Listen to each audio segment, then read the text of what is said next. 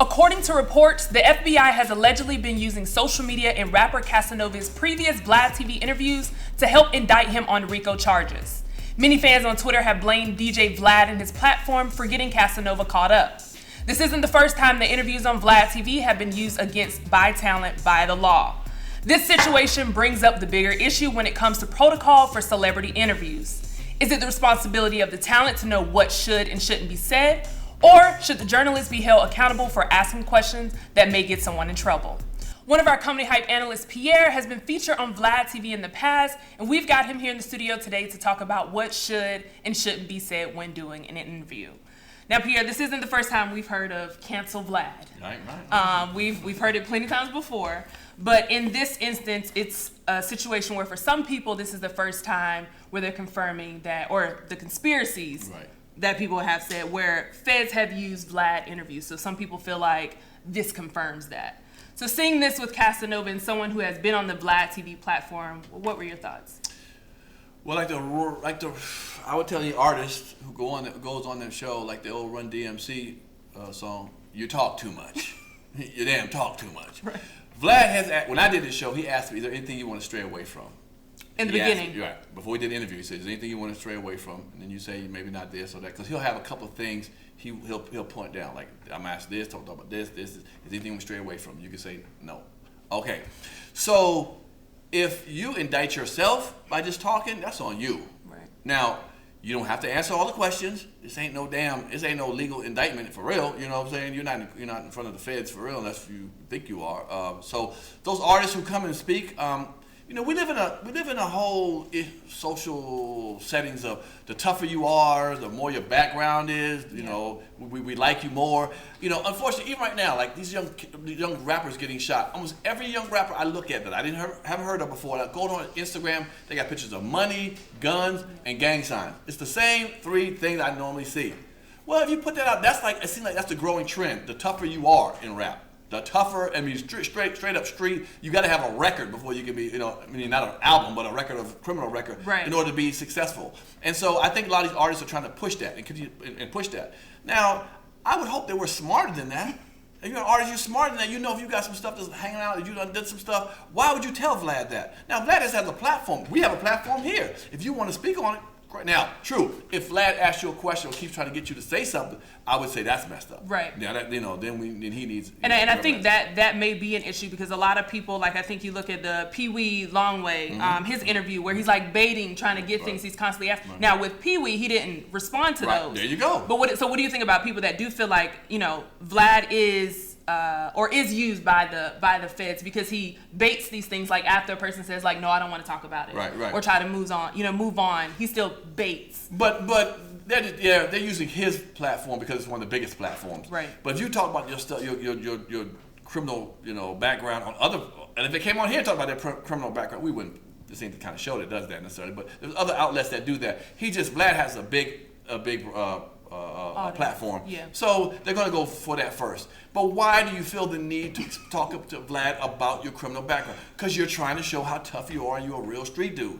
Well, real recognize real. Them judges and them lawyers look at that, and So I just say, just don't say nothing. Right. Do you think if Vlad was a black man that this would be a softer blow for the audience on Twitter and different platforms of people that are upset? Yeah, I believe a little bit of race has something to do with it. I do, but it shouldn't be. It should be that person speaking. Because there's that reckless guy named Tommy Sotomayor, whatever the hell his name. He talks reckless about people and puts people out situations. He just ain't large enough right now. So I don't really care if it's black or white. You as an artist are responsible for what you say and what you put out. Don't let anyone force you to do something. And you're not being forced. You're just on a platform and you're speaking your mind and you're speaking too much sometimes. Hold back some of the stuff, man. You know what I'm saying? If you got open cases and some murders going around, you ain't got to talk about that, man. So I blame the artist more than that, the platform. Do you think a lot of people are just more upset about the morality of it? Because it's like when Vlad does these interviews, he knows in his mind, when you say certain things, but I know you say he kind of preps you up, but he knows when you say this, I'm interviewing, I'm like, yeah, you're probably going to get in trouble for this. So do you think it's more of a morality piece more than anything that people are upset about? Because even though he knows in his mind, like if I'm interviewing you, I know you're going to get in trouble for saying that. I'm still going to air it anyway. Right. But whose responsibility is it again, man? Yeah. We're grown folks here, man. We can't ask this white man to control ourselves. Control yourself, man. Don't say that kind of stuff if you don't want to get it out there. Stop trying. The problem is they're trying to brag about how tough they are, and that's what happens. I can't. Do you blame the gun or you blame the person that picks the gun up and shoots somebody? Is it the gun or the shooter? You know what I'm saying? At the end of the day, what is the problem here? So no, I don't blame Vlad. Okay, Vlad, you happen to get a lot of these hood people, and that's when he wants to interview. Turn them down, Vlad. I mean, artists say no, I'm not going on your show because I know it's on your show. A lot of people don't know how to control themselves. I might not know how to control myself when I'm on your show, and I might get caught up there. So we ain't doing your show. Do that, but don't run on there and tell your shit and then turn around. Man, you just fucked up what you did. You fucked up what you did. Why'd you go on the show? Right. No, sir. So how do you prepare for interviews? Like, is there someone that you have on your team, PR, or is it just, you kind of doing your own research? How do you prepare for interviews? I ain't got shit to lose. I can say what I want to. Dang, shit, I ain't got no money in my bank account. My bank account on zero, okay? My credit's fucked up, so what do I got to lose? I'll tell you anything. Ask me. So, it may be important for artists. I think it's important for artists to seek that type of education because if there is a way to talk about certain things and not necessarily self-indict yourself. Sure. Well, I've been around a long time, so I know the ins and outs of this. I know the trickery. I know how questions are phrased. I know how to phrase it back. So, but unfortunately, some of these younger artists don't know. These are real street dudes who don't, they might be an artist, but they're street dudes. They don't know the etiquettes of interviews. So I just implore them not to do interviews. If you really don't know what to do in an interview, don't do it. And especially on Vlad, who has millions of followers, and you can get caught out like that. You know what I'm saying? So it is what it is. So there's songs people rap. I know rappers who rap songs. Yeah. And they go back and find that kind of stuff. Yeah. There's a big old case with these 3G guys, gang out of New Orleans. They rapped all about who killed who in a song, and then the judge looked at them songs. So who's to blame for that? Right. And social media, like you say, you have things that you place on your social media. You have to be mindful of that because they can go back and see that you had cash or guns and things like that. And you can be in videos next to a person you ain't supposed to be, a convicted felon or something. You're in a video, you got a gun in your hand, you ain't supposed to have a gun. Man, what is it? Come on, artists, you got to check yourself, man. Check yourself.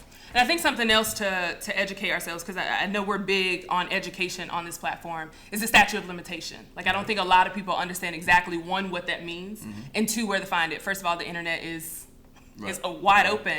But the statute of limitation depends state by state. So basically what that is, it's the ticking time that you have before something can be held, or something can be held against you in court once it goes to court. It does vary based on state. And then the time frame depends on, what your situation is, what your crime is. Now, the one thing that I think a lot of people don't know is that the statute of limitation can be held, like on pause, or restarted. It's called tolling. So if a person is out of state, or if a person is in hiding, they can pause that statute of limitation ticking time, or they can restart it. What? Yep. So I think, I think a lot of artists and a lot of us don't do the research to understand, like, there are so many, we know how the laws work. It's never been in our favor, but at the same time, we do have to educate ourselves because we're here. That law applies to us, so that's one thing that I was like, well, that's new to me. Well, for you street dudes, murder, there is no statute of limitation, okay? So you rap about killing somebody, I don't give a damn, it's 40 years from now, they don't get your ass, so just know that. Absolutely. Well, I do hope that a lot of people take this, really use it, and educate ourselves, because I do think it's important. But you heard from us. Now we want to hear from you in the comments below. For Comedy Hype News, I'm Symphony Thompson. Do you know the comedy culture? Play Comedy Hype, the game. Out now.